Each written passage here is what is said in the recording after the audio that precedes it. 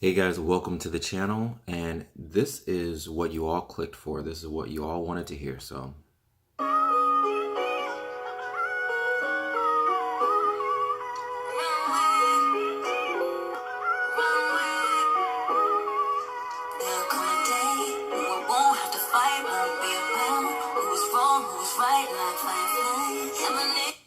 Alright guys, I'm gonna stop it right there because YouTube is losing its mind over this track. If you've tried to find it, you will notice that you cannot find it. And there were certain songs that I tried to review and react to and upload, and YouTube wasn't having it, and they blocked it. So, and there were some people who I was trying to hear the song myself, and then I pulled up their video because they said they were doing a reaction to it. And when I actually clicked on their video, they're talking and they had edited out the entire song that they played during the video and had just, cut and paste the video to where it's them talking before and then it's them talking after the song was played. So, and I'm sure they did that because they probably got flagged and then they wanted to keep the video, so they just edited it, because YouTube gives you the chance to edit your video after it gets flagged so you can keep it up. But anyways, so yes, so guys, YouTube is not playing on this song, and it's so weird because we live in a day and age of the internet where anything is searchable, so it's weird to be able to type something in and not be able to find it immediately. But anyways, so yes, guys, as the title suggests, I wanted to discuss exactly why Mariah did not include this track as a regular track list on her regular album track listing.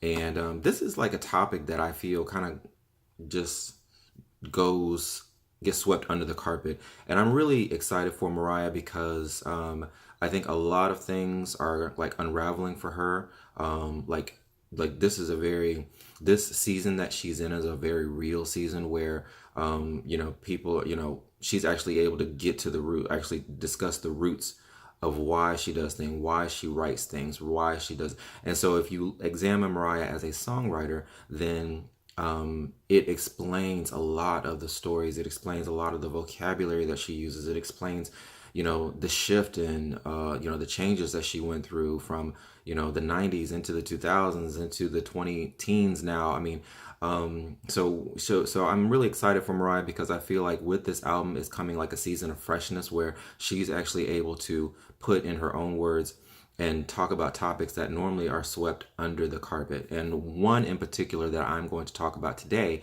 is her love for R&B and hip hop. And now all of the fans know that Mariah, loves R&B, hip hop, She's said it, throughout the years in interviews and stuff like that. We've heard the music, we've seen the collaborations with the rappers.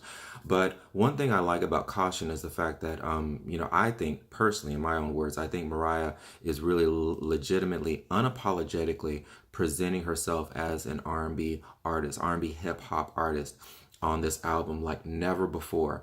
And in one of my other reaction videos, I was saying how this album kind of reminds me of Rainbow a little bit, because Rainbow, she really pushed the limits on Rainbow. Like she was kind of jumping, like hopscotching back and forth from like a pop track to a straight R&B track, and then a pop track to a hip hop track. So Rainbow was really, really stretching the limits there of what we were used to hearing from her.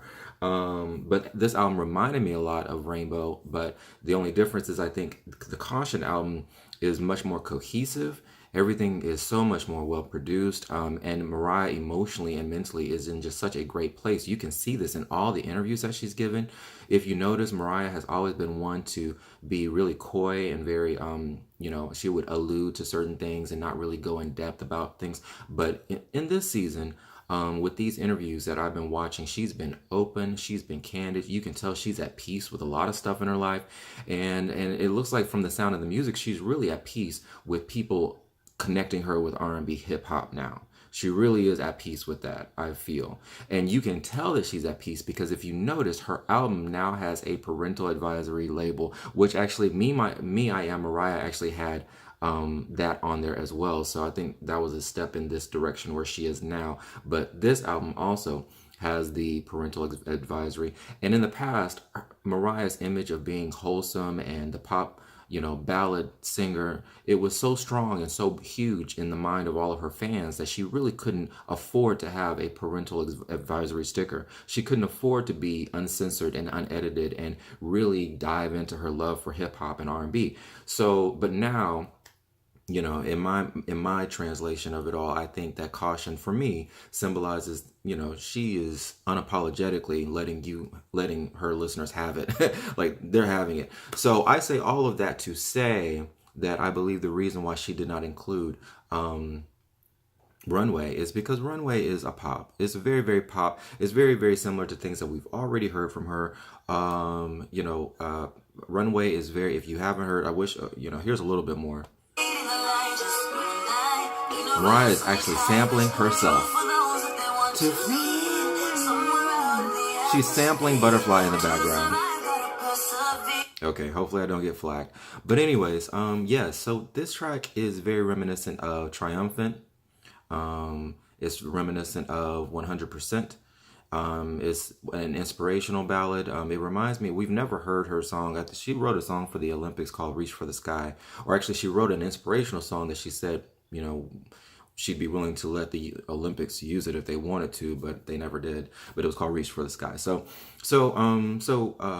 Runway is very reminiscent of 100% of, no, I wouldn't say that. There was another bonus track that she had on the Emancipation of Mimi, that, Secret Lovers, but no, it's not really like Secret Lovers. But anyway, so I think I think she really kept this as a bonus track for the Japanese version of the album is because, it's a pop track. And I think, one thing about Mariah, I know the camera's kind of hazy right now. I'm sorry, guys. There we go. It's better. One thing about Mariah with the whole Caution album, if you listen to the entire album, you will notice that it's almost like putting on different types of clothing. Like, you wouldn't wear like a winter hat with a summer shirt. If it's wintertime, you're going to have on an entire winter album, clothing. You're going to have on entire winter clothes. If it's summer, you're going to have on summer clothes. And so I think with the album, all of the tracks of the album it's kind of like pieces of clothing. I think Mariah really wanted to put on an R&B outfit and just wanted to completely rock that for Caution. And then you have the bonus track, Runway, which is kind of like pop R&B, something that she's always done. And I think she just really, wanted to just, be like, okay, you know what? I worked on this. This is great. I think the fans would love it. But, as far as me, who I am, that's just my interpretation. Some people out there might be like, well, blah, blah, blah. She didn't include it because the label, something, blah, blah, blah. But anyways, me, that's just me, my explanation of it all.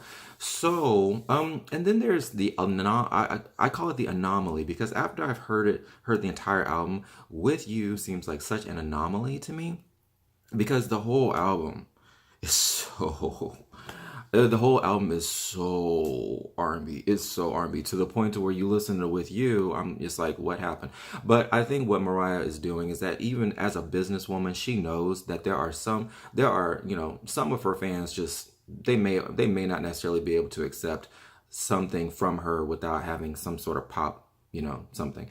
Because With You is kind of poppy. It's kind of poppy. It's kind of like a, mid-tempo, poppy, semi-ballad almost, sort of, And I think she, as a businesswoman, I think Mariah was smart enough to include something like that for the fans who really are more attached to the more nostalgic Mariah. There are a lot of I've come across a lot of people who they really loved Mariah back in the 90s. They were really upset when she went to R&B. They were really upset when she started doing rapping and all that stuff, or the rappers. And, and even now, I still think she still has fans and lambs that prefer the non-rap version of her songs. They prefer the more pop side of her, things like that. So, I think she threw With You on there as a way to, to give a little bit of, to take care of that certain demographic, that particular demographic of her fans. And so that they may not necessarily feel, alienated. But when you listen to Giving Me Life, it's like Mariah she is like in command of this spaceship. And she is like, eat my dust. Like, I am about to go somewhere. And if you can't keep up, oh well. I mean, she literally on that track, it is just so smooth and so hip hop, early 90s. And you know, and it's just kind of, it has this nostalgic feel. It has this kind of like this like blend of sorrow and you know, just kind of this meditative sort of vibe. I mean, it's just unreal. But it does remind me of the Beautiful Ones from her from the Butterfly album. Because the Beautiful Ones was just like a beautifully crafted song. Of course, Prince wrote it. That's why it's just like a genius piece of music. But you know, it was funky because you know you're pounding on the chords on the piano, but it was sad at the same time. And then Mariah's version of it, you know, she had echoes of the you know, the high pitched, you know, singing in the background, and you know, ad libs and stuff. And Giving Me Life kind of ends in that same tone. It has that same feeling. It has the same tone. It doesn't have the same key, you know, keyboard, you know, piano chords like the Beautiful Ones, but it's still that same kind of nostalgic song. You know, the Beautiful Ones was a very nostalgic song. And if you saw Purple Rain, you know, in the movie, Prince was writing that song about Apollonia because she had left him to hook up with the Times, the lead singer from the Times. And so he was kind of expressing all of his you know, all of his anger and rage and desire and passion and longing for her in one song. You know, and Mariah seems to be really closely connected to those themes of longing and desire and angst. And kind of like My All was just a beautiful song all about desire. So I think that's probably why, she had an attachment with the Beautiful Ones. But fast forward to right now, Giving Me Life definitely makes me feel, or makes me think about the Beautiful Ones and all that stuff. So okay, guys, so that's my explanation. I hope you enjoyed it. Here's another little sample of the music.